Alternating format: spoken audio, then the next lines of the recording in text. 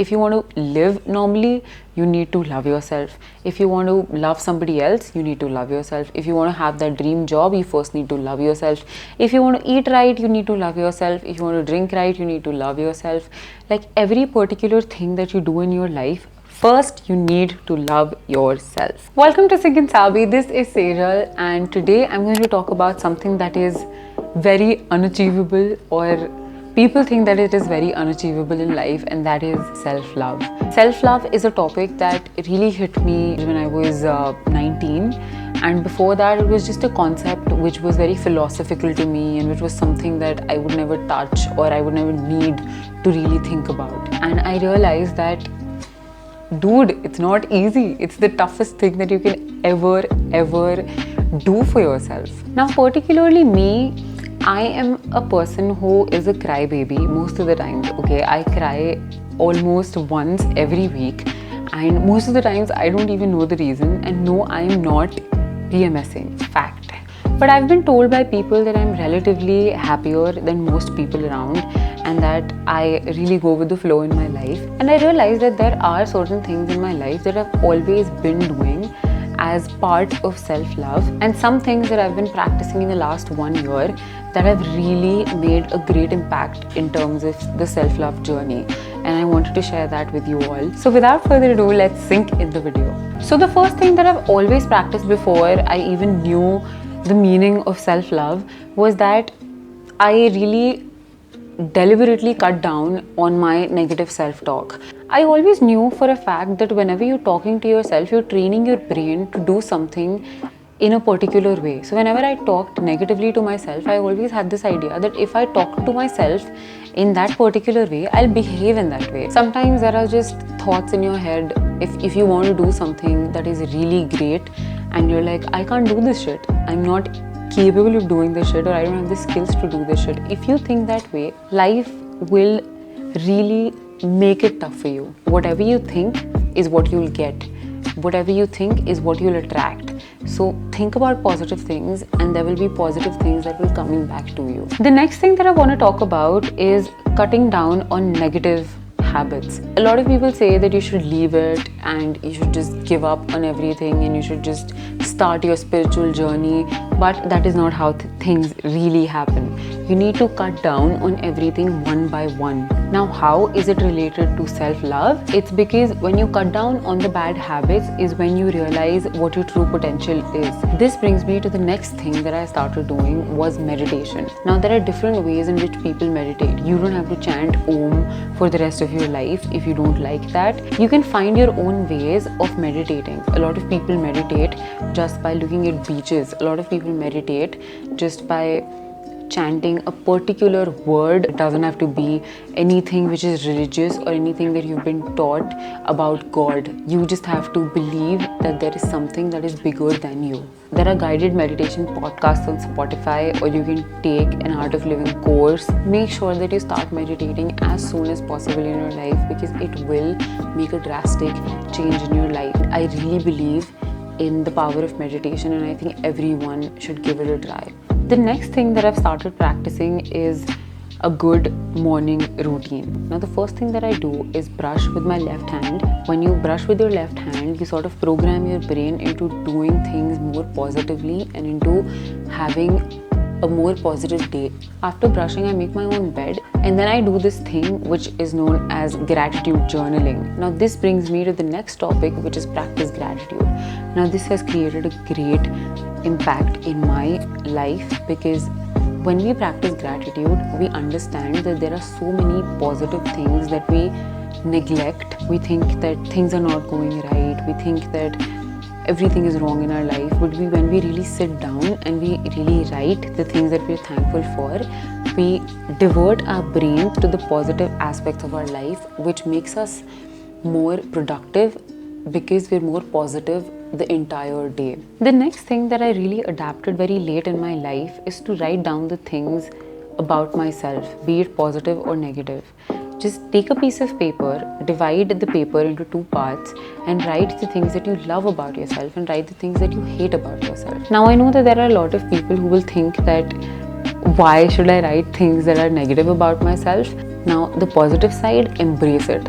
I mean, just write it down and put it on the wall and watch it every day and keep adding things to it.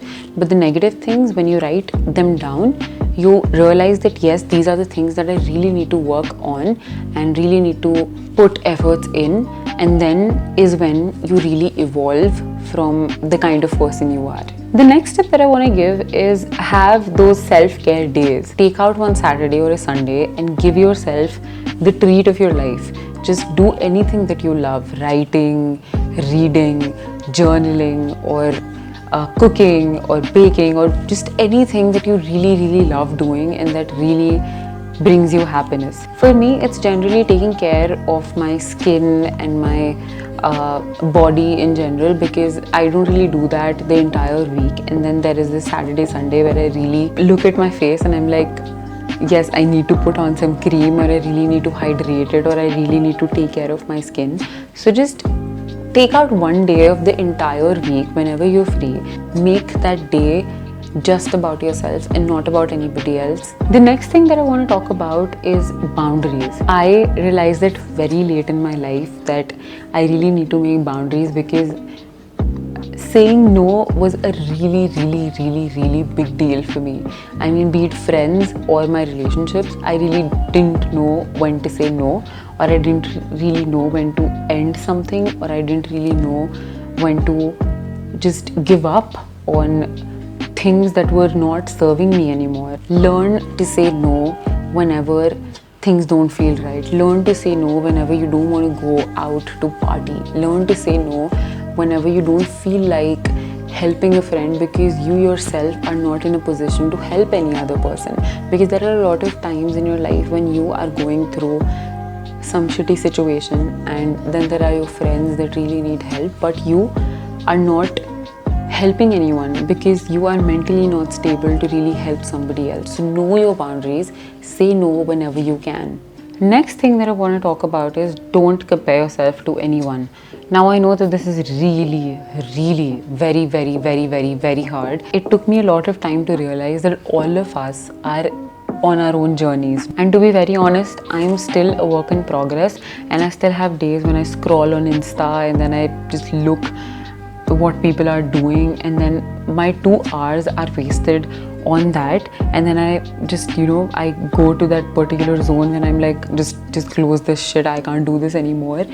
And it's really tough because you've been growing in a particular environment where you've always been comparing yourself to others, but as you grow older you realize that you're on your own journey. Nobody really cares about what other people are doing, and the people who do are really not satisfied with their own lives. In the words of Gary Vee, every minute you spend looking at other people and comparing yourself to other people, you're wasting the time that you should be utilizing on building yourself, on building your own journey. Now, these are some of the things that I've been practicing for a very long time.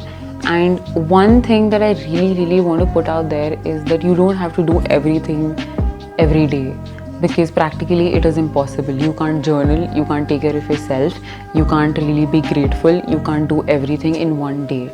Just adapt it slowly in your life and just make sure that you're doing at least 2 or 3 things out of these things. Always remember that self-love is not a destination, just like happiness. Like happiness is a journey, and you just cannot wake up one day and be like, yes, I love myself today, because that doesn't happen. Even when you're 90, you will have days when you'll cry.